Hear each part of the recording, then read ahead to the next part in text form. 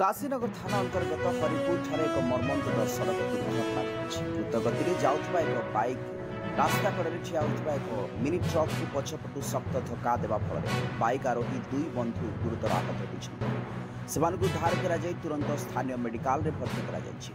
सूचना अनुसार गुणपुर निकटस्थ आचबा ग्रामर उमा दास और तूफान दास एक बाइक रे गुणपुर काशीनगर अभिमुखे जाउथिले। हरिपुर ठारे सेमाने द्रुतगति में जाउथबा समय नियंत्रण हराई रास्ता कड़े ठिया होइतबा AP39 MA 9692 नंबर विशिष्ट एक अशोक लाइलैंड मिनी ट्रक को पछपटरू धक्का देइथिले।